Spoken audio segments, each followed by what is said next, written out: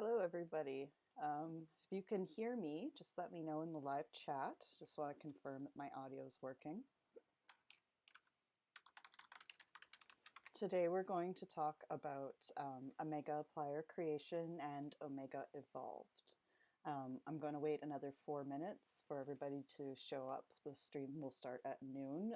In the meantime, I can just tell you a little bit more about what we're going to cover today.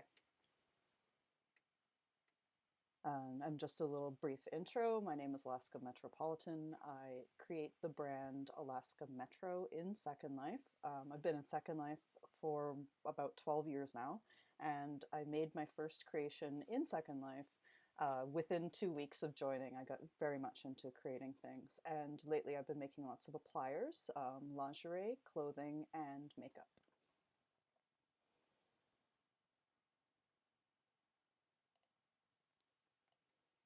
So in today's live stream tutorial, we're going to be covering Omega Evolved and Materials Appliers. So what applier is a way to take your, if you're a creator and you previously made system clothes for the default system classic avatar, you can also create appliers which will apply that texture onto your mesh body. So Omega is a universal applier. It is a system that will work with any compatible mesh body. So that includes most of the popular brands, including Slink, Maitreya, eBody, Tonic, Eve, by Absolute Creation. All of those bodies will work with Omega. And the way that it works is as a consumer or a customer or somebody who owns the mesh body, you just need to get a kit from Omega to enable it. Sometimes that takes the form of a relay, sometimes that is a drop-in script, and sometimes that would be a installer where you just wear the installation kit, click it, and then it's installed. So for the purposes of this tutorial, I'm going to assume that you have already done this, that you have already enabled Omega on your body, whether that means you're wearing Maitreya and you have a relay worn on your screen, or like me for this tutorial, I'm going to be wearing Slink. And Slink is an installation kit, so I just wore the HUD, I clicked it, it said thank you for installing Omega, and then I was done. It's now Omega compatible.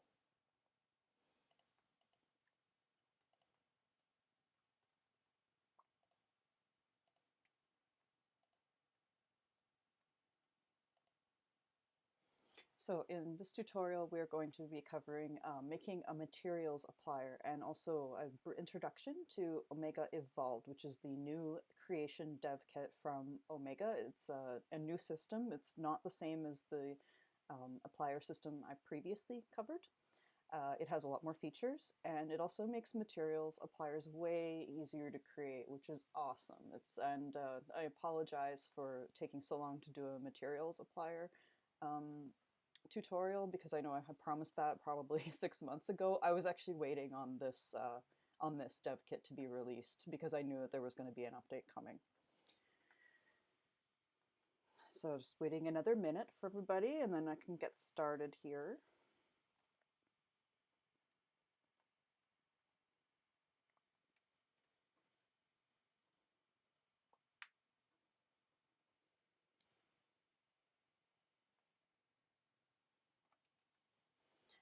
While I am doing the tutorial, I am keeping an eye on the live chat, so if you have any specific questions, or if I am not being clear on something or describing something clearly, you can always ask questions in the live chat or ask for clarification. And if I get anything wrong, which can happen, I'm only human, and I am also new to this dev kit as well because it hasn't been out for very long. If I make any mistakes, you can always correct me in the live chat. I'll try to keep an eye on that and get to it as soon as I can. All right, welcome to the live stream tutorial. I'm going to be talking about Omega Evolved and Materials Appliers. So this is super exciting because if you're a creator and you previously made system clothes, now you can make appliers for mesh bodies using a universal dev kit, which is Omega. And you can also introduce materials, which helps to make your applier creations come to life. It gives them additional features and or additional texture information that adds some depth and some shininess and a little bit more realism to them. So today the agenda is going to be, I will do a quick overview. I've already started talking a little bit about what Omega is, and I will talk about how we make an applier and sort of what's involved in that. Then I will talk a little bit about Omega Evolved, which is the brand new dev kit from Omega. It is completely different from how we previously made appliers. So if you've watched my live stream tutorials before, that was the old dev kit. This is brand new. And I'm also going to give an introduction to materials, what they are, how you make them in Photoshop. I am primarily a texture artist. I am not a 3D person, so I am making my materials, my diffuse, my normal, and my specular. I'm making those all in Photoshop, so I am not working with external 3D software to make those. You certainly can. I'm just coming from the background of I'm making appliers. I'm not a 3D person. Then we're going to talk about uploading and setting up your Omega's materials applier, and I will show you how to do that with the new Omega Evolved kit. And we'll talk a little bit about reskinning the materials module. This is just an add-on on your screen that allows you to tweak some of the settings, and it's actually a requirement for making a materials applier. You need to have that in there. So that's what we're going to cover today. And these are my slides, and I will offer these as a download later on the website. Okay, so what is Omega? Omega is a universal applier system. So this means that if you're a creator, you create one applier and it will work on a whole bunch of different mesh bodies as long as the consumer has enabled Omega on their mesh body. So like I mentioned before, some of those brands might be Slink Physique Hourglass, Maitreya, Eve by Absolute Creations, Tonic, eBody, and then there's a Beliza, and there's a whole bunch of them for men as well. And it also works on pretty much all the Second Life UV heads as well. So your mesh head is also compatible with Omega. So the way it works is customers must install Omega on their mesh bits, which is a separate purchase. It is 99 lindens for most of the kits. And the Omega system will only work if the body uses the default Second Life UV map. So what that means is, does it match the classic avatar layout for the texture? If it does, it can be made Omega compatible. So we're also going to talk a bit about how you make an Omega applier. So I have previously live streamed creating an Omega applier with the old dev kit. Omega Evolved is totally different. I'm going to talk a bit about the differences there, and how we go about making an Omega applier now with the new dev kit, because the instructions have changed. So a bunch of information on how you can make an Omega applier. You need to be the texture creator, or you need to have full permissions, and I can't stress this enough. The Omega applier system is for creators. It's not for consumers to rip textures and make appliers. It's just not what it's for. So you need to be the owner of the textures. If you do anything else, you're actually violating both Second Life and the Omega terms of service. So this is for you as a creator. And in my previous live stream tutorial, I did show my process for just making a tube top, and that's what we're going to be continuing with in this live stream. And I showed how to create that, add some texture to it, and using alpha channels to sort of mask it so it's not just a flat texture, and adding shading and things like that. And I'm working in the latest version of Photoshop. To make an Omega applier, your texture needs to fit the standard Second Life UV map. So it needs to match, the alignment of the texture needs to match the classic avatar. So where do you get the Second Life UV map? I got mine from Robin Wood. There's also the Chip Midnight UV maps, and there's the standard ones, but they're not very detailed. So you can just Google SLUV and you'll find people have made JPEGs and Targas and stuff you can download with those. And in addition, to make the Omega applier, you need the Omega dev kit. So it's free. You only pay for, if you're a consumer, unlocking Omega on your mesh body. But the dev kit is free. I just pick it up from the marketplace because it's free and it's easier for me. You can also get it in world. You just teleport to Omega and you go to the creator's corner from the teleport crystal. So let's also talk a bit about how Omega Evolved is different from the old creator kit. So in my previous live stream, I used the old dev kit to make an applier. Omega Evolved is now one single script for all types of appliers. There's no multiple things to unpack. You need one script, that's it. It's a standard script for everything. And the data on what you're applying is actually stored in a note card now. It used to be a config script, it's now in a note card. And that note card is pretty powerful because you can send a lot of information in it, which I will show you.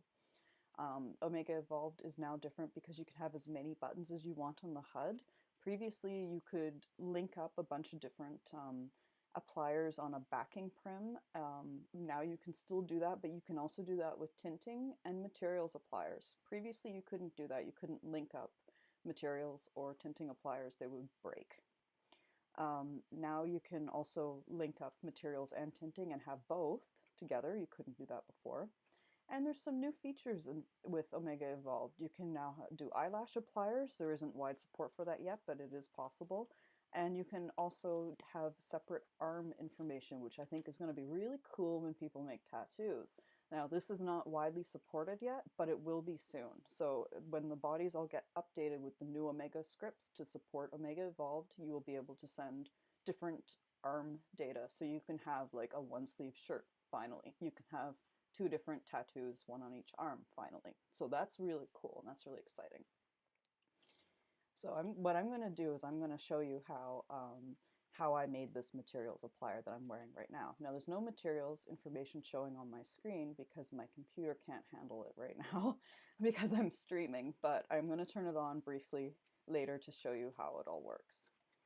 So the first thing I'm going to show you is I'm going to take my my old applier that I created in the last live stream tutorial. It's just a tube top. I added the butterfly to add some materials to it. And I'm going to take that, that old multi-HUD that I created in the last live stream, and I'm just going to update it to Omega Evolved to show you how the scripts work. So I'm just going to res it out. You can't edit an applier on your screen. You have to res it out, so you need to be somewhere where you can build. And this is what my HUD looked like. I made this in the previous live stream and I talked through how I set this up.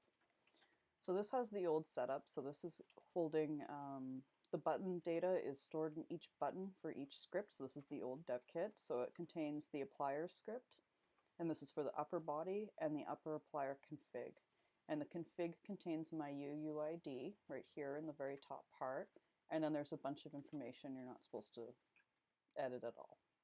And then I can't even see the applier script because I don't need to. This is just the Omega information. And then in the button data, I just have my breaks for where the buttons are. It's one big button and it has 3 zones, and these numbers are just an indication of what percentage where the breaks fall for each section, for the top, the bra, and the upper tattoo. So this was the old dev kit, and this is how the old Omega appliers were set up. And these are 2 buttons and then one big prim on the back, which is my my root prim, and that just allows me to have multiple buttons on one. And I've reskinned it. You can use the Omega appliers from the dev kit straight out of the box. I reskinned it because I wanted to have my name show up as the creator on it, and I also wanted it to look a little different. Okay, so what we're going to do is we're going to redo this as a Omega Evolved applier instead, so I can show you how to make an Omega Evolved applier. So we're assuming we've already created our tube tops, we've already uploaded the textures, and I have them in my inventory already from before. So the first thing I'm going to do is I'm going to edit linked, and I'm just going to take the scripts out of this because, come on. Well, Second Life's taking its sweet time to do stuff here. I'm just going to take my scripts and I'm just going to delete them because I'm going to replace it with the new system. Delete, delete. So now it doesn't do anything. The applier scripts are gone. There's no contents in here. If I reset scripts, it's probably going to tell me there aren't any. It didn't, but it will in a minute when it catches up. So I've got a problem with the new system here. I've got the old system where I've got one big button for top, bra, underwear, and upper tattoo. I don't need that with Omega Evolved. What I need to have is separate buttons for everything. So it's gone from the system where you have the breaks, where you, in the description, you'll say where the breaks are for your button. That's now gone with Omega Evolved, and instead we have buttons for each, which means you can actually do an applier that only applies to the top layer. If you wanted to do that, I highly recommend that you do not do that, because not all the bodies have the same layers. And also as a consumer, you probably want to be able to pick where you're gonna, how you're gonna stack these layers. So before I get too much further involved, I'm also going to show you the instructions on this. So slpoweredbyomega.com is the Omega website. This is a great resource. If you have any questions about anything Omega, this is where you should start. That and the in-world support group, which is also excellent. And there's a post here which talks in more detail. It's further down the page, just says announcing Omega Evolved. This page will talk about everything that that you can do with the new dev kit. So she talks a bit about how you can have the asymmetrical arms, so the arms can be different. How the makeup is now, the routing is now built in, so you no longer have to have a separate router, or you no longer have your makeup show up in a strange place, which I think happens to all of us at some point. The new system's much faster. It's one script for everything. It's now note cards, which I like because I can do a backup of them, and I can have them in my inventory if I ever need to update. It's way faster. And there's RLV integration, which is not, I don't care. So I'm not a role player, but if you are, I think that that would be really, really cool for you. And just a caveat that these new features that are really cool, like eyelash appliers, different arms, like those kind of things, she's still updating. There's literally hundreds of mesh bodies to update to use this system. So you can use this dev kit, it'll work fine, but these advanced features might not work on every single body. So if you're going to create appliers to sell, you probably want to let your customers know that. So let's get the dev kit instructions. So at the top of the navigation, this is like a really great resource. There's a shopping guide that tells you everybody who makes Omega appliers. There's a supported meshes page, which is just tells you everybody or all the mesh bodies which can be supported, as well as links to the instructions. And this is a really good resource if you're not sure if a body or a head is Omega compatible. You can go here and look it up, and as you can see, there are so many heads and bodies. It's crazy. Like just in the ladies section for normal looking stuff alone, it's a pretty extensive list. So by creating an Omega applier, you're actually supporting all of these, assuming your consumer or your customers have Omega installed. Okay, so kit instructions. I just went to kit instructions, dev kit instructions. And this is the new Omega Dev Kit version 4.0. I think it's now in 4.3 or 4.4 is evolved, and the older dev kit is still included. You can still make appliers with them, and that would be the information I covered in a previous live stream. And if you click, you can actually see the instructions for the old one as well. Personally, I think the new Omega Evolved dev kit is way easier to work with once you figure it out, and I think it's a huge improvement, so I highly recommend using Evolved. So the instructions are just going to go through where do you, like, here's a link to buy it, first thing for on the marketplace. So if you just go to the marketplace, you can buy it for 0 lindens, it's free. And then it also includes instructions on what is included with everything and how you set the HUD up. So you need a root prim, you need a prim button for each style option you wish to provide. So like I was saying, it's no longer the one large button with the breakpoints. It's now going to be a button for each layer you want to have a button for. You'll need the materials HUD add-on. I'm going to cover that later. The tinting HUD add-on, I'm not going to do a tinting applier. Personally, I prefer to do color variations baked in Photoshop with adjustment layers instead of doing tinting in World, because I think that I find that tinting makes things look dull versus me going into Photoshop and actually giving it the finesse of the different colors. And I just feel it looks better. But if you wanted to make a tinting HUD, I think this might be really relevant if you were making a fantasy skin, for example. And I also find things like hair bases, things like that, possibly some lipsticks. I think you could make some really cool effects with that. So, like, I'm not saying never make a tinting HUD. I don't like it personally. I don't like it for clothing. And then there's instructions on how to set up the note card, which I'm going to go through as well. So this is totally different from the config script you might be used to. So this is a new thing, and this is also awesome because look at all the information you can put in there. You can put in all your materials, you can put in gloss and environment, you can put in a lot of data. And there's a whole bunch of things you can apply for, or you can apply to. So the second part of the note card tells you your target, and you really want to have these dev kit instructions in hand because the target things, they have to work with Lolas and a bunch of other bodies, so they don't always make them, they're not always very intuitive.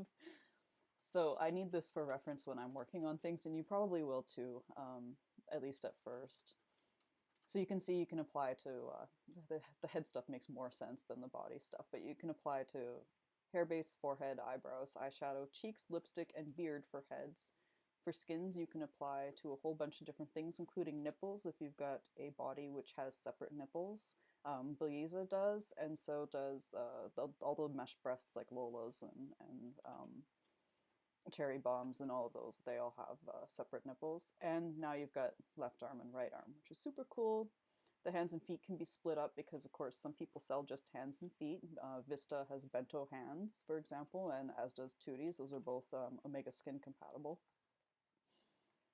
And then for clothing, which we're going to be doing today, you can see there's tons of options here, but we're going to be doing something pretty simple for this. So the reason I was saying like it's not as intuitive with the naming for the clothing, I mean, it says Lola's top and then it's pants all lowercase and underpants all lowercase. It's because it had to be backwards compatible with some pretty old meshes, including Lola's and Fat As and the As's and so on. So because of that, the naming conventions are they're not that as intuitive. You are going to need this reference. And another cool thing is she's got the UV maps here too, so you can actually see where stuff is supposed to go. This is really helpful if you're doing skins. So there's examples of how to set up your note card, which I'm going to also show you. There's examples of how to set up a materials note card, which we're going to do after this. And there's also advanced tricks. Now there are two things in here that I do. I do loud mode so that I can see exactly what the materials applier is saving. It's useful to me. And I also put in auto delete because I actually keep a backup of all my config note cards. Also, the cool thing about the new system here is that your note cards can actually be named anything. So because of that, you can keep a backup in your inventory and know what stuff is. And that's especially helpful if you ever have to do an update. And I know I'm a perfectionist. I'm always updating my stuff and doing fixes as people point things out. I'm not like I'm only human. I make mistakes. So having that backup and note card makes it really easy to update later on if I have to. And I can use it as a template for future appliers. So those are how the instructions. It looks like a lot of information, and it is, but I've been treating it more as a reference now that I've made a couple of appliers. I know how the system works and it's easier. So we're going to go back and turn this old applier into the Omega Evolved system. So the first thing I got to do is I have to add buttons for all the little layers. So top, bra, underwear, and upper tattoo. Instead of one big button, it's now going to be 3. So I'm just going to go ahead and unlink. And now I can take my my button and I can duplicate it so that I've got a bunch of them. And I'm just going to delete this one because I'm going to create 3 on this side and duplicate them onto this side. So I'm going to go in and I'm going to actually turn on highlight transparent. So this is, I can't tell what those squiggles are, but I believe it's Control Alt T or Control Shift T or something. I'm on a Mac, so it's different for you guys. I just turned on the advanced and developer sections. And if you need to know how to do that, you can always request them in Firestorm support, or just you can Google it, and I'm sure somebody answered it in the forums. I've had this on for so long I can't remember how I got this menu, but so I'm just going to highlight transparent. What that does is it just gives me a red everywhere there's an alpha. It's a little hard to see for me, but I think it's going to help me a lot. So I'm just going to take my stretch tool. I'm going to uncheck stretch both sides, make sure I've got the right box here, and I'm just going to drag so that it covers where it says top. So that's my top button. I'm going to have to go and rename all these buttons too, of course. So I'm just going to hold down shift and drag down to duplicate that and make sure they're all the same size. And that's going to be my button for the bra top, or the bra and underwear layer. I'm going to hold down shift and drag again. Now I've got one for the tattoo layer. And I'm going to do the same thing again, or I'm going to do the select all three, hold down shift and drag over. And now I've got buttons for the other version as well. I've got a denim and I've got a black version of this tube top that I've already created. And as I mentioned before, that's another live stream that I've already done. It's recorded, it's on my YouTube channel. So I'm now going to link this all back up again, then I'm going to rename my buttons. What's really important here is the last prim that I selected is going to be the root prim. And to select multiple, I'm just holding down shift and clicking. And the last prim needs to be this backing prim, otherwise your buttons aren't going to work. So I've got all those selected, and I'm just going to do Control L to link them, and the yellow highlight will let me know that my root prim is the root, that the back is the root, and then there's a blue outline around the buttons to let me know that those are linked up. And I'm going to turn off highlight transparent now, and you can see the highlight that the Second Life build tools puts around the linked object there. Now I'm not going to go into too much detail on how to build a HUD because I'm assuming you already know how to use the basic tools here. And again, I'm using Firestorm. If you're using the classic Second Life viewer, you might be having a different experience. So I'm going to go into Edit Linked. I'm just going to name my buttons. So there's an important thing to remember in with the Second Life Omega Evolved naming conventions, which is the description for Evolved has to say apply. I have made so many appliers that didn't work, banged my head against the wall, and realized that I left apply out of the description. So please don't do that. Please make sure that apply is in there. So I'm actually going to do an advanced trick here. My advanced trick is, instead of doing data for every single one of the buttons, when I know that the texture is just going to be this blue denim, I am actually going to tell in the description where it says apply, I'm going to tell it what layer to use. And I'm only going to give it data for one button, and it will use it for all three because they're named the same. So I've named all of my buttons blue denim, and I put apply in the description. And for bra underwear, I'm just going to add a comma and the number 2. And then for upper tattoo, I'm going to add a comma. This is in the description, not the name, and the number 3. So what that does is it tells me it's going to apply blue denim to using the notecard configuration I have set up, and it's going to use the default. Bra and underwear is going to use that texture information, that notecard setup, but it's going to apply it to the bra and underwear layer, which is number 2, and this one is going to do upper tattoo, which is layer 3. I believe I have that correct. If I do not, we'll find out when I try to test this guy. I'm just going to go ahead and do the same to black denim, so I'm going to have to rename that. Again, I'm just going to give apply for the top layer.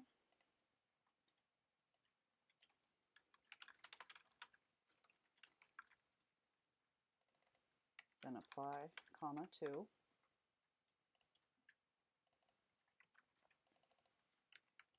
And apply, comma 3. So that information on how to do that is actually in the dev kit instructions. I think it's under the advanced section. Yeah, here we go.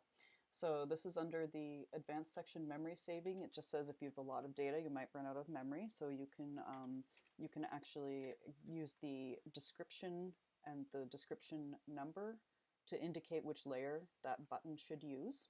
As long as the name is the same, it will use that same piece of information.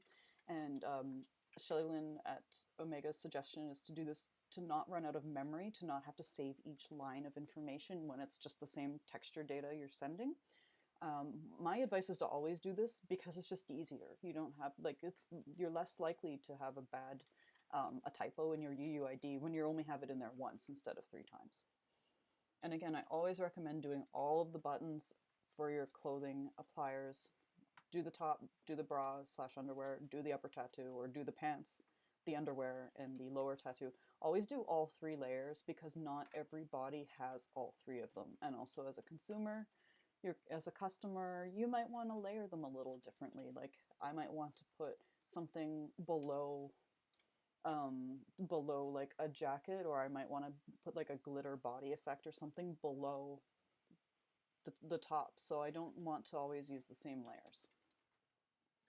So now that I've got everything named correctly, so I've got my blue denim, my black denim, I have my apply buttons. It says apply in the description plus which my target is.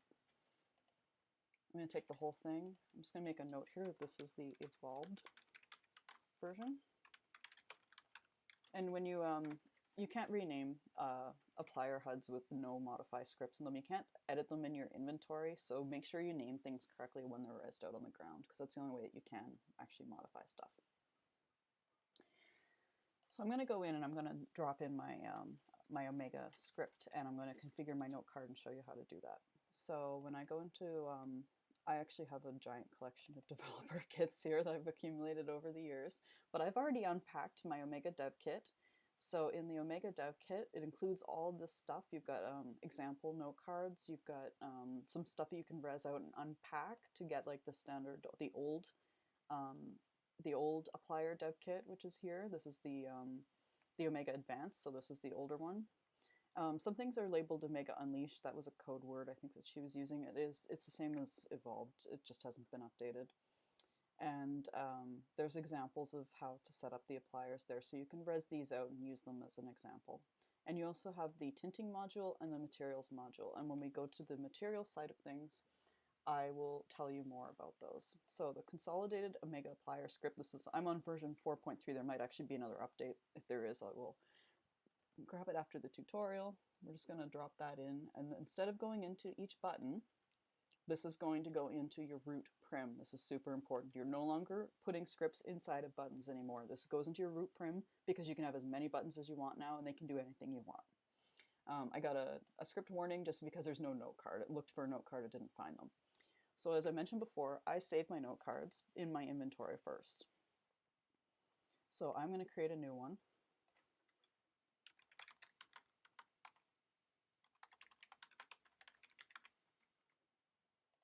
And one of the things I like about having the note card system instead of the config script is now it's living in my inventory and I can use them as reference for each other too. So I'm just going to open up. I've already done a note card here so you can take a look at it. This is the materials one, so I will show you that afterwards.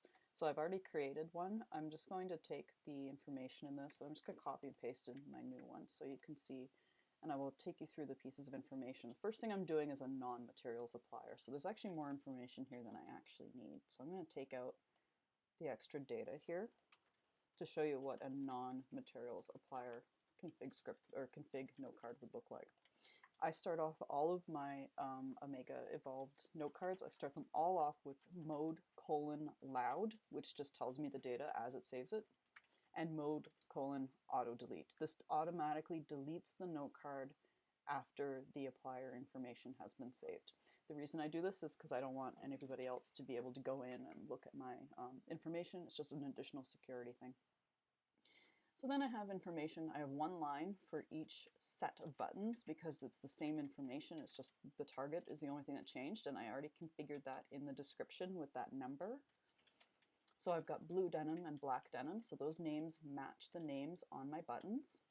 And then I have the description of what layer I want it to apply to, and by default I'm telling it to apply to the top. So Lola's top. Lola's is lowercase, top has a capital T. And then I have a vertical separator, and then I have my UUID. So here's how to get your UUID. This is how you have to be the creator or the uploader of the texture, so you need to be the designer. You take this is my tube top. This is the one we already made in a previous tutorial. I just added a butterfly because it's going to add the material effect to that later. You just right click, copy asset UUID. So this is my blue denim, and I'm just going to paste that in there. That's actually a different... That's interesting. That's a different UUID than it was before. I'm not really sure why. I must have re-uploaded it. Again, just pasting it in. I'm going to save my note card. So the format is the name of the button, the vertical separator, the name of your target, vertical separator, UUID, and you just hit enter to do a new line. And at the beginning, the mode loud and the mode auto delete. These are optional, but I think that they're really useful. So you can have as many buttons as you would like, so you would just name them separately, and then you can change the target if you don't want to use the top. Say you're making panties, it would be pants, all lowercase. It's best to look at the reference here, and it will tell you what it needs to be. So here's an example in here. So it's just telling you this is the name of the button, name of your target, UUID. And this is all detailed in the instructions as well. So I've saved that. I'm going to close it out. I'm going to drop it into my applier. So tutorial evolved is what I called it. I'm going to drop it in. This is why we do loud mode. It actually tells me exactly what the information is that it saved, and it's going to tell me that it loaded it correctly, and then it tells me that it deleted it. So in a second here, we're going to see, just going to click back in. Yeah, it deleted the note card, so it's no longer in there. So now that I've got my applier HUD, I've already created it. I'm just going to take that into my inventory and test it.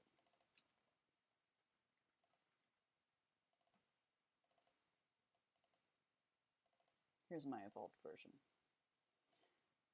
So I've already set it up to apply or to wear as a HUD. So that's just something that you set up in your inventory. You right click it and you tell it that it can apply to or be worn as a HUD. So I am wearing my Slink body.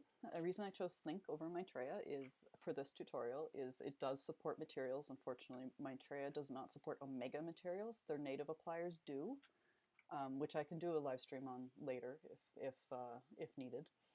Also, the Slink body is really awesome because it has a lot of advanced effects that I really like. So I'm just going to do a quick show and tell just because I feel like this is like, I'm shocked more people don't wear Physique because it's a fantastic body and it has a lot of options that are super cool. So one of the things I love about it is you actually have your sort of some easy alpha cuts depending on what you're wearing. So you can just be like, oh, I'm wearing a t-shirt, and it will give you a starting point to your alpha cuts that are like basically set up already for that.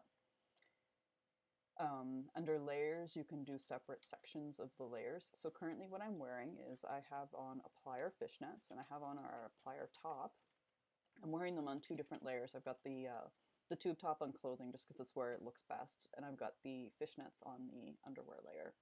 But it also allows you to do the mask layer. So this is to help with the alpha glitch, but you can really finesse that, that masking. So you can change, let's do it on the underwear, on my fishnets. You can really finesse how much of that mask is visible, which has the effect of making my fishnets thicker or thinner, which is pretty cool.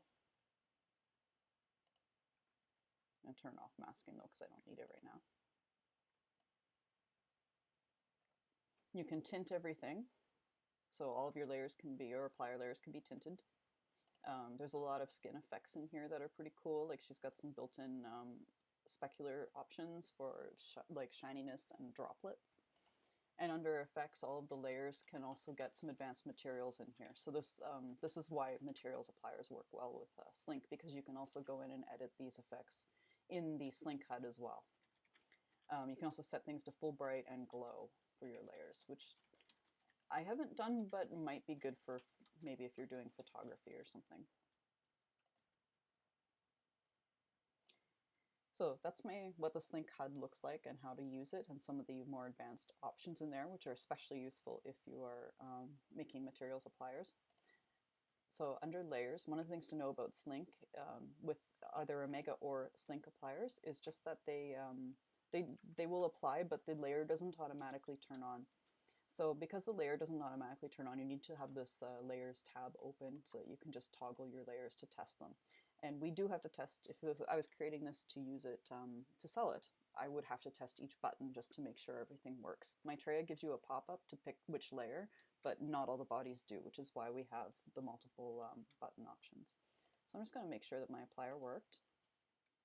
Right, there we go. I got the blue top with the butterfly, and we've got the black top with the butterfly. So my setup worked. Yay! It was that easy.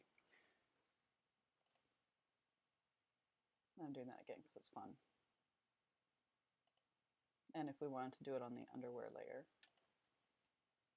you can see that that's working on the underwear button as well. I thought it looked better on the clothing personally, so it fits a little looser, so it fits a little more naturally. So that is basically how to do an Omega Evolved applier. So now you know exactly how to create your own appliers using that Omega Evolved system, how to set up the note card, how to set up your buttons.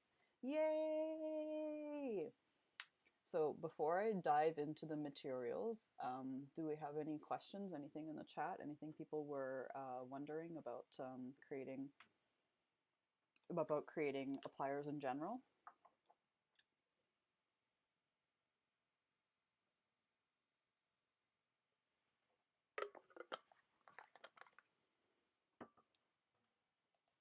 And I'll also ask in the chat as well.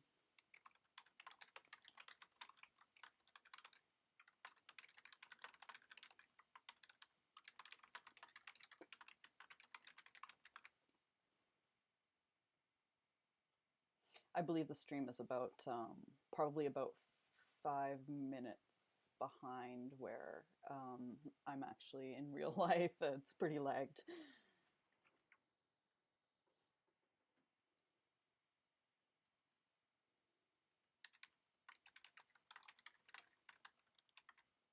So yeah, just go ahead and ask if you have any questions. In the live chat, I am keeping an eye on it right now.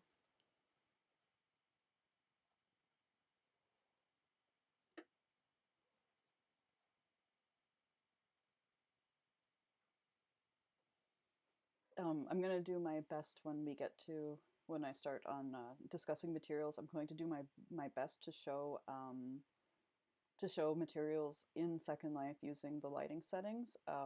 It does slow my computer down considerably, and it may drop the stream, so I'm just warning ahead of time that if that happens, I will just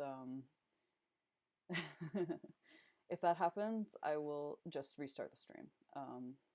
I'm hoping I can show you, but I might not be able to just due to the limitations of my computer's hardware. I am on a laptop, a Macintosh laptop. It's a great laptop, but Second Life's advanced lighting does not run great on it. Flyloop just said there's too many questions. Just watch and learn for now. This will be recorded. This live stream will be available on my YouTube channel probably within 24 hours of the live stream. So you can also go through and watch exactly what I did, pause and follow along and create your own applier if you want to. I will also give the Photoshop file that I'm about to dive into for the materials and the slides and the agenda.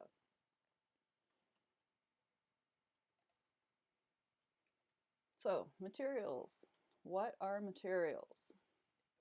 Diffuse is the texture that we're already wearing with the butterfly. So technically, if you've followed this tutorial or done an applier before, you're technically already working with materials because you're already working with the diffuse texture. But in addition to the diffuse texture, which is just like, the color, the texture, the Photoshop file, the Targa file that you're used to working with, or the PNG, whichever you're working with, you can also add information with 2 additional images. So you can add a normal map. So what the normal map does is give some faked height information for lighting. So it says like, show this as if it was raised or lowered. And you can also give specular. Specular is reflective information. So is it shiny? Is it dull? These things have a lot more finesse and a lot more advanced settings when you're working in 3D software. In Second Life, they're pretty minimal. Probably if you're familiar with Maya or whatever, and then you're thinking that the materials are going to be like that in Second Life, they're not. So you really just get a normal map, which is not a grayscale bump map. It is the sort of that purple sort of looking thing. And then specular is black, is completely dull, and if it's a lighter color, it's more reflective, and that's as much information as you really can give within the textures. There's also additional data that you can control in Second Life for the amount of glossiness and the amount of how much the environmental lighting affects it. and I will sort of demo that on a ball if I can get my advanced lighting turned on. Kat Adored had a question, does the Omega kit work for skin too? Yes, it does. So I can quickly show all the information from the dev kit again. It does do skins. There's a section on setting up for skins, and you get tons of things you can do, including neck fixes, hands only, left arm and right arm, feet, nipples if you're doing if the nipples, feet, etc. Nipples, or if you're doing mesh breasts. You can also do makeup, which is what I primarily create these days. You can do, and the clothing, and we're just doing clothing because it's the easiest, I think. Also, like now you can do eyelashes, nail polish, and eyes, which is pretty cool. And there's also a question on this about this custom color palette and slider. Is there a script? So if you're referring to the one that's on my Slink palette here, this is built in with the Slink Physique Alpha. So this, or Alpha HUDs, this is the utilities HUD, and this is just sort of some extra options that give me some advanced effects on Slink, which is why I think this body is really fantastic. And then I think there was also a question, like if you're referring to this area here, which is in the dev kit, this is the tinting HUD add-on, which we're not going to cover today, but it does give you the option to do that. Okay, so back at the materials. So the data for glossy and environment are just numbers. Specular is a texture, normal is a texture, and diffuse is the texture we've already created, which is this, the butterfly, the one we've already applied using the applier.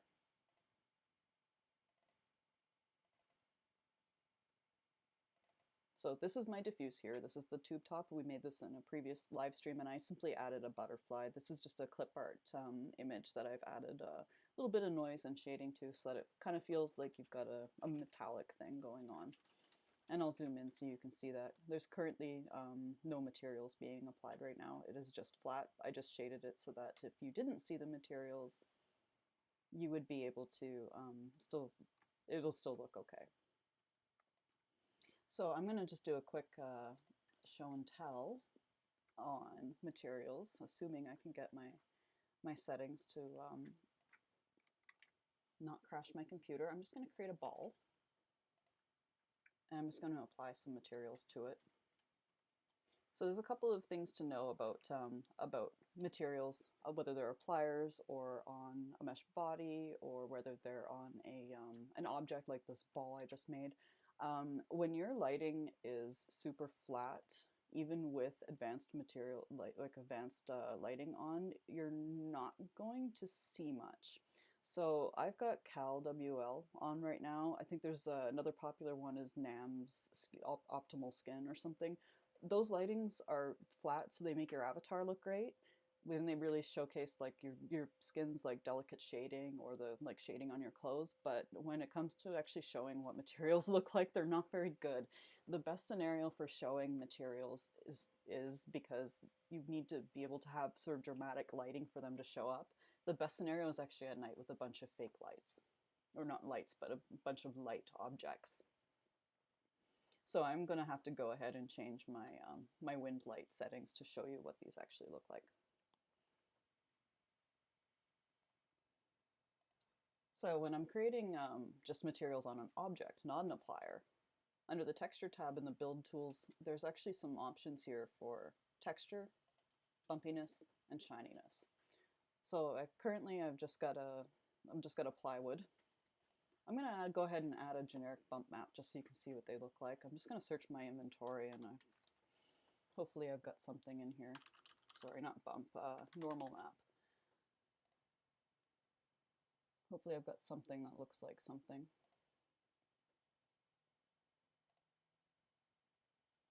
Oh, this might be good. Well,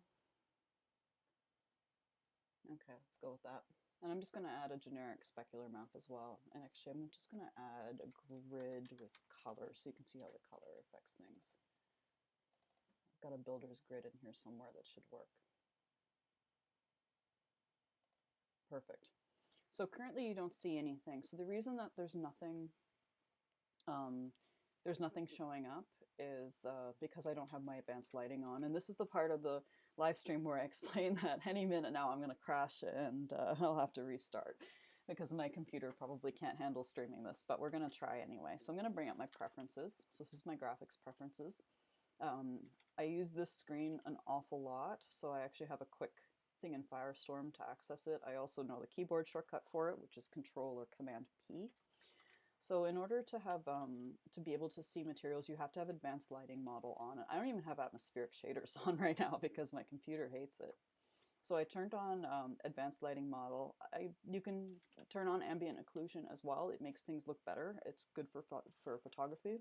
My computer doesn't like it, so I'm going to turn it off. I'm just going to hit OK. And now my ball has some ridges on it. So that's pretty cool. You can see where it's subtle, but you can see where that the normal map has affected my ball. It looks like it's got some 3D information going on there that's affecting the lighting. So it looks like it's got some ridges on it. What we don't see is the specular map that I put in there. And the reason we don't see that is because my wind light is just simply too flat. It's too, there's not enough contrast going on for it to really stand out. So I'm going to change my wind light. So you can drag the slider around, and sometimes this gives you some, this lets you see some interesting lighting effects when you're just dragging the slider for what time of day it is. And you can really see the ridges on that now. I'm still not seeing the specular, so it's possible I didn't save it. I'm just going to go in and double check. Yeah, it's in there. I'm going to change these numbers. So this is the glossiness and environment I was talking about earlier. I'm just going to give it 100 for glossiness and 50 for environment. As you can see already that made it the ridges now stand out quite a bit more. It does do an overall gloss effect when you mess with the environment settings too much, so I tend to keep it pretty subtle because I don't want my whole body to be shiny. I just want the parts of the spec map that I had set up. But let's just try some different wind lights here. So I'm just using the quick preferences, and look at that, isn't that cool? Now you've got all these ridges going on and everything. And I can see the grid texture in the specular. If you look, the sort of that highlight is showing that. And I think we would see it even more if I tinted this ball. So I'm going to do that. I'm going to right click at it, and I'm going to tint this ball a dark color so you can really see the colored specular. There we go. That's cool. So you can see that my my highlight color is actually changing because of that specular is a colored specular map.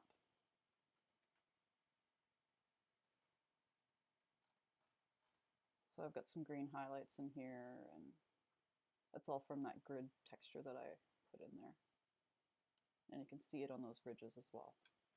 So that's some basic information and a showcase on what the materials actually do when you have advanced lighting model on. So if this is obviously not a very subtle example, and you probably wouldn't want to sell something that doesn't really have this effect baked into the diffuse texture, simply because most people aren't going to see it. Most people are going to be on CalWL or on NAM's optimal skin and prim. So they're not going to see as much, this is what they're going to see. So you can barely see my, my specular map with that color grid. And it's only because I really made the gloss and environment extreme that you can even see as much of this as you do. I think by default glossiness is 50 and environment is 0. Obviously with your mesh body and with the materials applier you can change those numbers.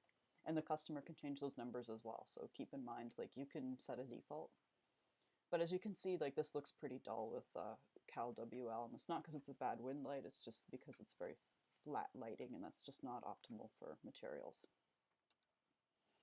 So I'm going to go ahead and turn my atmospheric shaders back off again. And the other thing to keep in mind with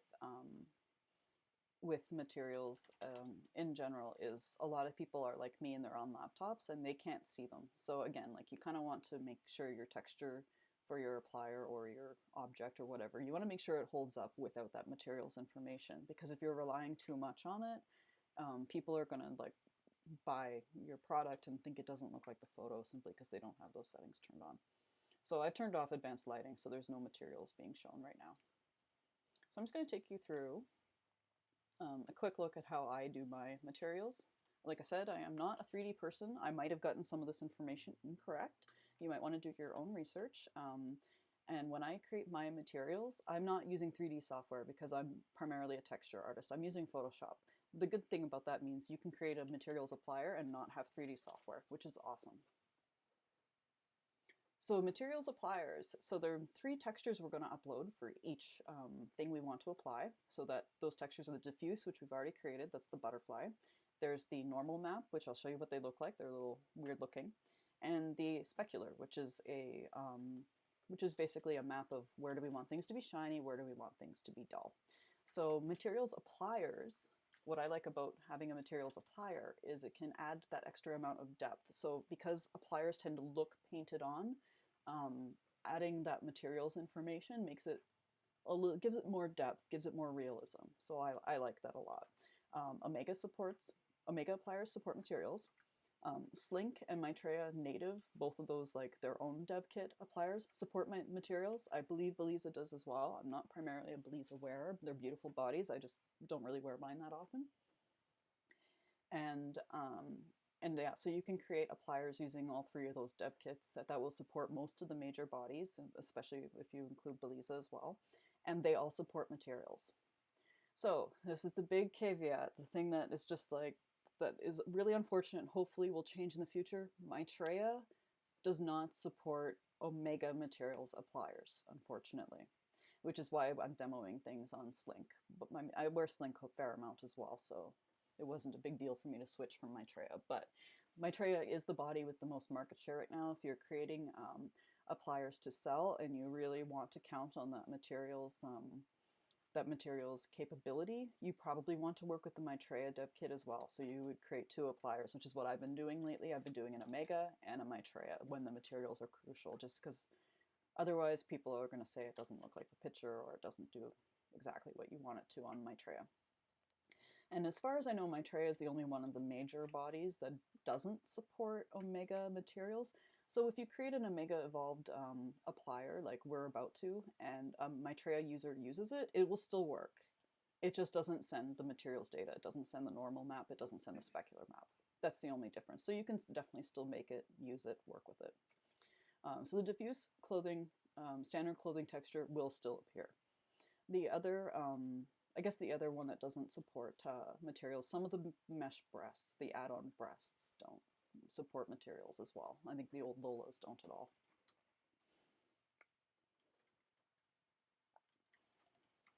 So when I create my information, my materials information, I am working with, let's see if I can track down my, I'm gonna have to open it, okay. Sorry, 1 second, I'm just getting my file available. This is my work in progress here. So I'm using Photoshop. I'm using the latest version of Photoshop, and I will give this Photoshop file as well to folks who are interested as a link at the bottom of the tutorial when I upload it. So this is my diffuse texture. So this is the butterfly that we've already looked at. And this is the normal map. And this is, I'll tell you a bit about how I made this normal map. So this is what the normal map looks like. It kind of looks like a sort of a mauve thing that's been embossed. It's kind of strange. And looking at this, you're just like, well, how the heck do I make something that looks like this? Photoshop has by default a filter that will let you do this. So what I do is I start off with the copy of my diffuse, and then I just edit it to give it some information that looks and feels like a black and white height map. That's what I start with, and then I convert it using the Photoshop filter. So when we're working with sort of a black and white height map, you're assuming that white is closer to the, that's actually reversed, but you're assuming that white is closer to the camera or the person viewing it, and then black is further away. So black sits away from you. So when you're doing shading and things like that, you want to keep it super subtle, and you want it to be pretty low key. So what I've done is I just started with 50% gray. That's what you always start with when you're in Create, or I always start with. Again, I'm not a 3D person and I barely understand this stuff. I just know what works. So if there's anybody in the channel that knows more about this than I do, and if I use terminology incorrectly, just let me know. But I started with 50% gray because that's sort of the baseline, and then I added my shading from, this is just a copy of my diffuse, and I just made it grayscale with the hue saturation layer. But then I also went in and I took some of the shading out. I just used the erase tool to like make sure that there were still folds in here, but they were pretty subtle. You could probably bump this up quite a bit more than what I've done here. I just sort of kept it sort of subtle because the only thing I really wanted to stand out here were the seams and the butterfly. I wanted the butterfly to feel like it was sort of debossed. So I've got my denim base here, and this is just sort of, it's got a little bit of that grain from the denim texture in there as well, so that will sort of give it a little bit of bumpiness to that, but it's pretty subtle because it's just fabric. Like, it's not supposed to be really, really, really bumpy, you know? And then the butterfly, I just gave it a darker thing so it sits back, and this butterfly has no texturing on it. It's just a flat grayscale color, and what that does is it just tells, that information just says this is further away from the camera, it's debossed kind of thing. And then I added another layer with my seams over top, and again, this is pretty subtle because I don't want this to look super fake. So it's really the only thing that's sitting back in any significant capacity is the butterfly. So when I've done all that, I've got my grayscale map thing going on here. I'm just going to hit Command A to select all, Command Shift C, and what that does is it's just a copy everything that's visible, and then a Command V to paste it. So now I've got a layer, and this layer that it matches exactly what was visible before. It's basically my information, my grayscale information, and I'm just going to go Filter, 3D, Generate Normal Map. And I have invert height selected, or yeah, I have invert height selected on this sort of generator because my grayscale map is, I just find it easier to think of it as white is closer and black is further away. That makes more sense to me than what you might normally do. I'm not 100% sure if it has to be inverted, or this is just how I do it. There's a bunch of numbers here. I tend to not mess with them too much if I need to make something bumpier. And I'm going to zoom way in on this butterfly so you can see how I've kind of debossed it there using the normal map. This is just a preview, by the way, of like what it would look like on a ball. It doesn't tell me what it looks like in in Second Life on an av, but you can see that the butterfly is debossed, but other than that, like, the effect is pretty subtle. You can see some of the folds here and like the ridges from the denim seam and the seams where they are, and this is just a subtle thing that gives it more depth. You just click OK, and now you've got that sort of mauve embossed looking piece of information, which is your normal map. So the other thing that we have to do is your normal map and your specular map for appliers should probably be 32-bit Targa, because I found that whenever I've uploaded and made these things where either I left the background blank or I had a transparency via PNG, I found I was getting artifacting everywhere. It just didn't work for some reason. I don't know if that's a limitation of Second Life, if it's my computer's video card. I don't know what's causing it. Maybe I'm not saving stuff out correctly. But the only way I found to get rid of that was to have an alpha channel and save as 32-bit Targa. So I've got an alpha channel in here already, which you can see. So to create a new channel, you just go to the channel palette, new channel. By default, it'll be called Alpha 1. And I covered making an alpha channel, which is saved out in this Photoshop file as a separate layer system. That is covered in my previous live stream, as is creating this diffuse texture. So that's my normal map. So to save it out, I'm just going to go Command-Shift-S for Save As. My format is going to be Targa. And the file is called tube top normal. I put normal and specular all in caps just because it makes it easier for me to visually see like which is the diffuse, because it might be a lot of them, but I usually only do one normal and one specular for everything. If there's color variations is what I mean. So I've already saved this out, but make sure alpha channels is checked off under here. When you hit save, make sure you select 32 bits per pixel. So that's my normal map. This is my specular map. Specular maps are a little easier to make because all a specular map tells you is if it's a lighter color, make it shinier. If it's a black color, make it dull. So all I've really done is punched up that butterfly so that it feels like it's sort of a hologram silver shiny thing. So under specular, I basically, again, I just duplicated my diffuse and made some changes to it. So I've got my denim base in here. I've got my seams. I don't want, I want the seams to kind of feel 3D. And then I made it really dark and black and white because I didn't want to send color information on the denim. I just wanted it to have like a really small amount of reflection. That was like a light reflection, and that was it. I could have made this glittery and put some noise or something on it, which might be kind of cool. And then my butterfly, I just took my butterfly from earlier. I added a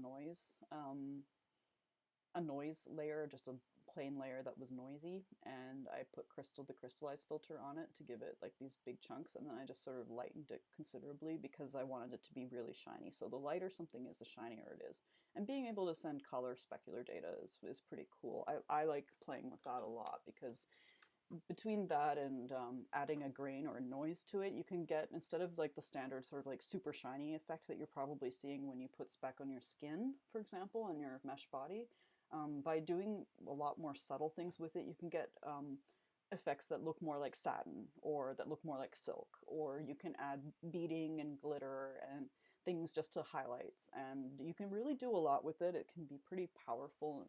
I'm probably better at working with the specular map than the normal map. I'm still not 100% sure on how the stupid normal map thing even works, so I'm not an expert, but I do like playing with the specular a lot, and I think it really adds a lot to my information. And again, this should be saved out as 32-bit targa with an alpha channel for the transparency. My black background, this is a true black, will say that there's no specular data there. But as I mentioned before, every time I've done this on an applier with transparency, it has given me artifacting if I do it as a PNG, or as without transparency. So it needs that alpha channel in there for sure. So I'm going to go back into Second Life, and I've already uploaded those files, so I will just show you that they are in my inventory. That I've got these are my diffuses. This is my normal map, so you can see that transparency shows when it's uploaded to Second Life, but it is a targa. And this is my specular, so you can see the color butterfly, and then it's mostly black background there as well. So before I go any further, I just want to make sure that that no one has any questions, or there's nothing urgent or pressing, or I didn't screw anything up with trying to explain how materials work and sort of how to quickly make them for an applier. So if you have any questions about that sort of thing before I dive into making the actual applier itself, just let me know in the live chat, and I will get to that as soon as I can. So to make a materials applier, we're just going to take that note card and we're going to add some more information to it. There's a second thing that we're going to do as well, which is we're going to add the materials module, and I'm just going to res one of them out just so you can see what it looks like. So this comes with the developer kit for Omega. And there was a question earlier about the custom color palette slider tinting thing. There is also a tinting module. I'm going to res one of those out. I'm not going to cover it, but it looks like this. So you can add this to your applier and it just lets people be able to tint it, which is pretty cool, I think. I think it would be useful for fantasy skin. So I take back what I said earlier. I think tinting is actually really cool. That was a full permission thing, so I can just delete that. I don't need to take it. Boop. And here's the materials module. So we're just going to take this materials module and literally stick it on our existing HUD. And then we're going to add our specular and normal map information as well to our note card, re-upload the note card, and then we should be good. That's all you have to do. So I've already done all that in an existing applier. So I'm going to res that out and show you how I did it. Actually, I could just redo it. I'll redo it because it's less confusing, I think. So this is our evolved version of our heads-up display, which we have already we've already done. We're just going to add, I'm going to res out another copy of it. We're just going to add our tinting to it, or not tinting, sorry, correction, the materials module for it.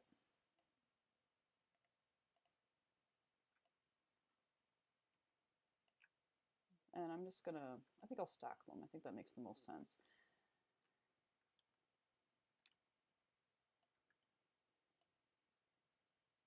I'm just using the build tools to sort of align them and get them in there. Make sure they're not overlapping.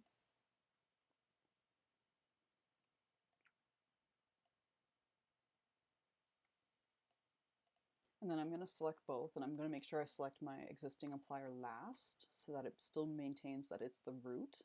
Just going to hit Command L and link it up. And you can see that there's now a blue outline around the materials module, so it's definitely linked up.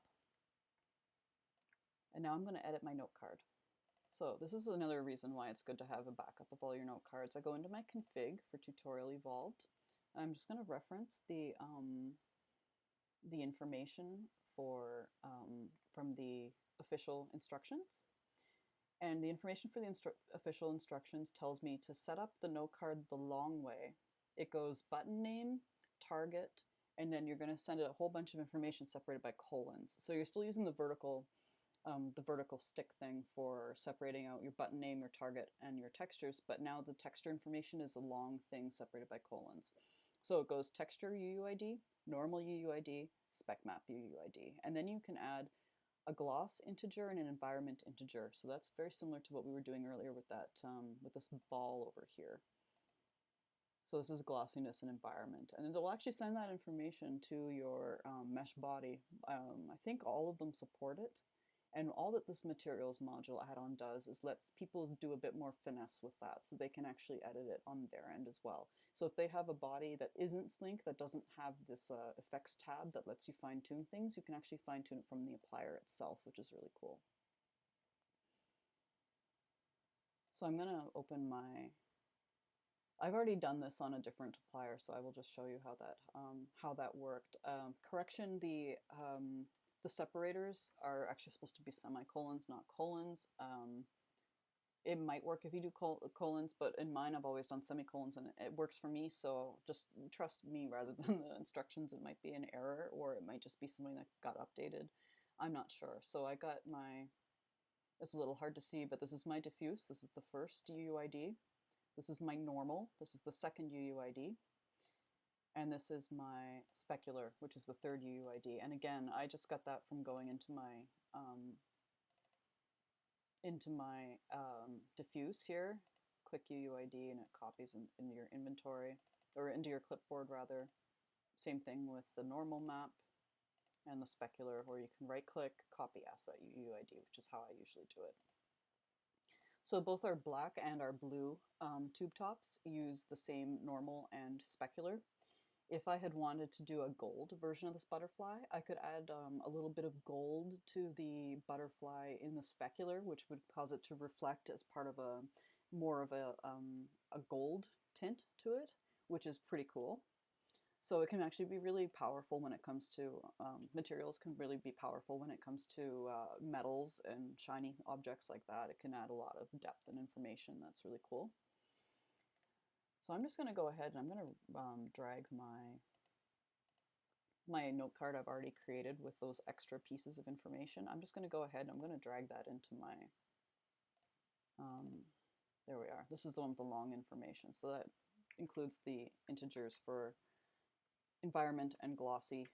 Glossy is first, environment is second. Like I mentioned before, for something like the For the environment, I tend to keep that number pretty low so that it is very subtle.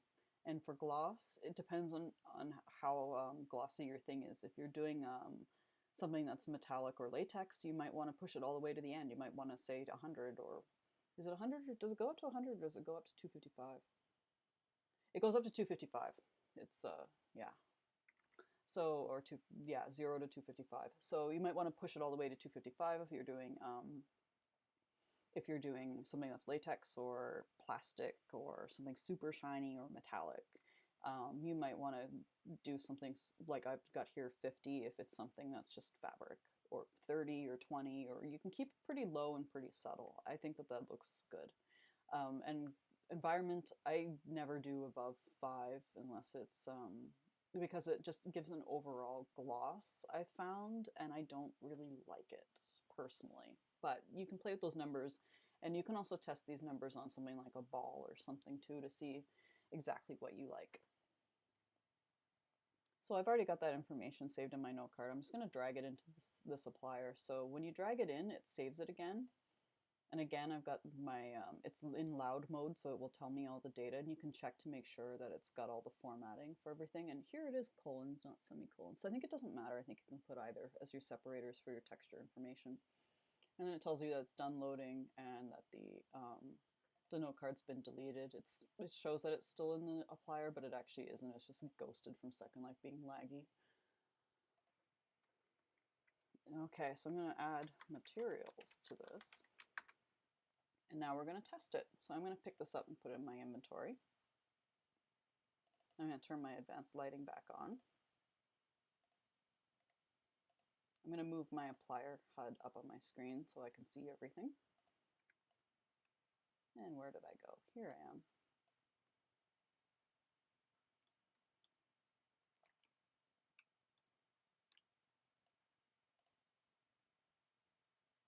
So I just turned on, or I just used the blue denim, and I'm going to turn on my advanced lighting so that you can see the materials effects on this actual applier.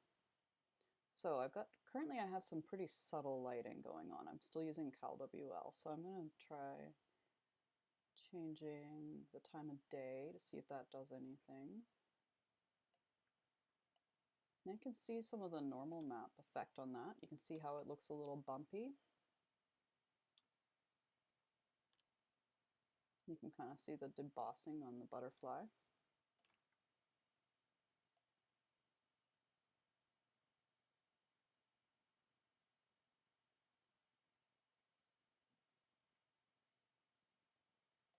But let's go ahead and just change our wind light completely so we can get a better idea. And I'm going to go ahead and freeze my avatar so she's not wandering around. I'm going to put her in a pose.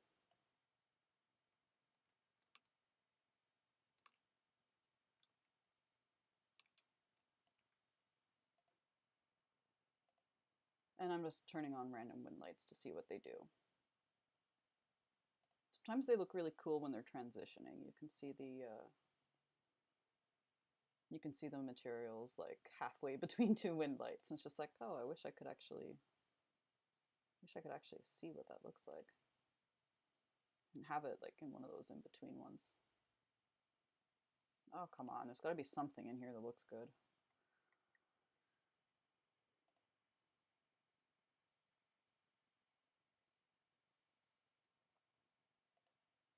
These are all dull. I should have sourced some that were like designed to be super high contrast. I have one that's like CalWL but has some lighting and shadows in it. That's what I'm running. I have right now. This is you can actually download this from my Plurk. It's in one of my Plurk threads. So this wind light gives you a little bit of that subtlety. But also like skins look good on it and stuff. So you can kind of see it happening a little bit.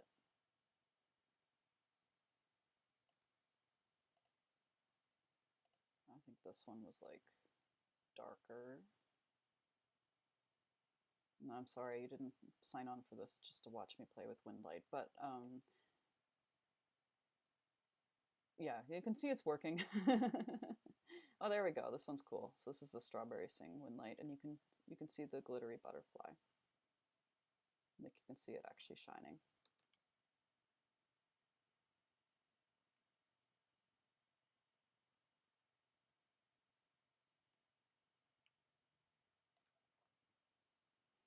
So other things that you can do with this materials applier is, because the module is attached, we can actually edit those numbers. So we've got gloss 50, environment 5, those were the defaults that we had set up, but we can actually change them. So I just turned gloss to 91.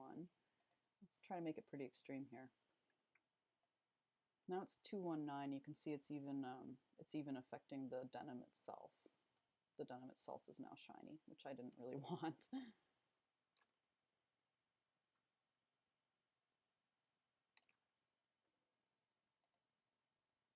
And we can edit the environment. As I mentioned before, I've found that that just makes the whole thing kind of, yeah, it gives the whole thing kind of a glossiness that I'm not really a huge fan of, so I tend to turn it pretty low when I'm using that.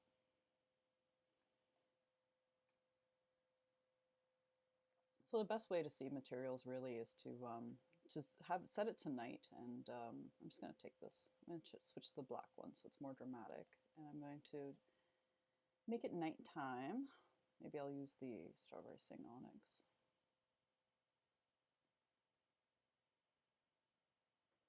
And then I'm just going to add an object that's gives a light source, and then you can really see it. So this is really cool for photography and things.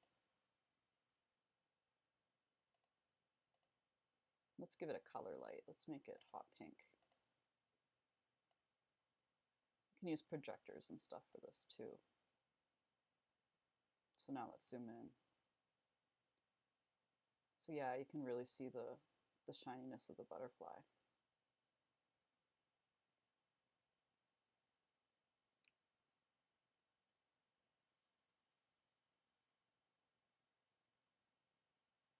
So that's it. That's how to make a that's how to make an Omega Evolved materials applier. So once you start playing with making specular and normal maps, it can be like super powerful and fun and cool, and you can make some really neat effects. You don't have to do something subtle like this metallic butterfly. You can make something that's latex. You can make something that's shiny. You can make it. It can be semi-transparent as well. You could have like sort of a plastic wrap kind of thing going on. You can use it to add body glitter. The Omega Evolved materials will support standalone, so you can leave out the diffuse texture and just add like a lighting effect, like some glitter or some like drops, like shininess for like water drops, things like that. You can add all those things to your skin, which would be really cool. It's not supported by everything yet, but it will be eventually. And the only thing is, if you're doing appliers to sell, and you're really heavily relying on the materials effect, you might want to also do a Maitreya native applier, simply because it doesn't support Omega materials. You have to use its own dev kit for that. And I have some shininess going on my body by default too, which you can kind of see going on, which is fun. I imagine that using these materials, especially specular, in a very subtle way with the skin can also be really nice.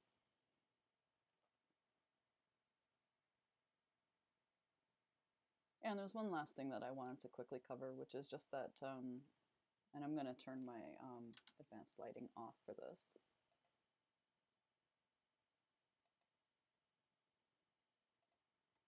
Here, if you wanted a comparison, you can see that now there's no shiny on the butterfly because I turned my lighting off. I'm going to go back to CalWL.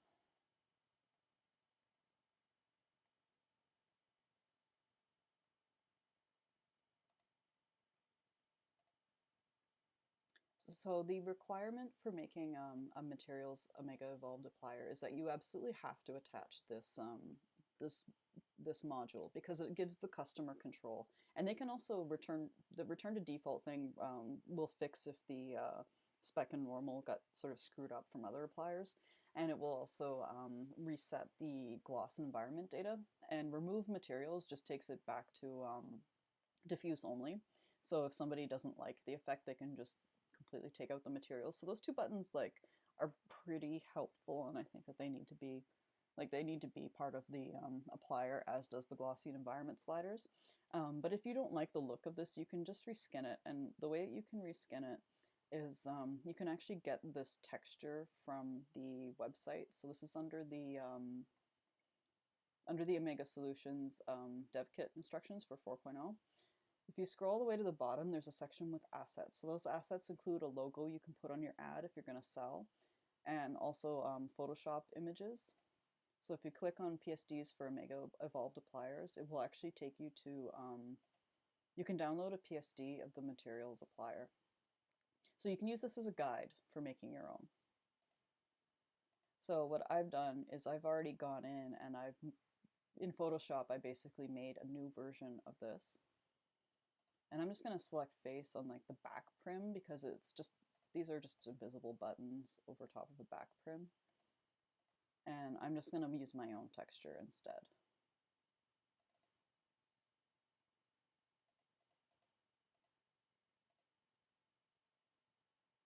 So this just matches the, sort of the design that we already have here. So you can rebrand it. What I liked to do was add a really clear indication of which side was like more versus less, because the existing materials module doesn't really tell you that, like it's kind of a range that you're clicking. So like doing the plus and minus and giving like a bar that goes from less to more, just to make sure people know that that's what it does. And I just added materials for supportive meshes only, because this thing isn't going to work on my Treya and probably a lot of the mesh breasts and possibly some other bodies as well. So that's basically how to reskin that module, because it does have to be part of your applier, but it doesn't have to look the same as it does now. You can make it look different if you wanted to make your appliers look more branded. So I think that that's everything. If you have any questions, I can be reached outside of YouTube. I do not turn on the commenting on my YouTube channel because, unfortunately, if you've got questions or need help, I probably won't see it in time to actually be able to help you in any way. So the best ways to reach me would be in World. I'm Alaska Metropolitan. I am a volunteer moderator on the Omega Applier Systems Support Chat, and that is a really great group if you get stuck making an applier or installing Omega on your body. Everybody there is super helpful, and I'm often in there, so I can help you out as well. And hopefully there's a few of you that came from the group, because I did let people know I was live streaming today. I can also be reached through Twitter. I'm on Twitter as Alaska Metro. I'm on Facebook as Alaska Metro. I have a page on there.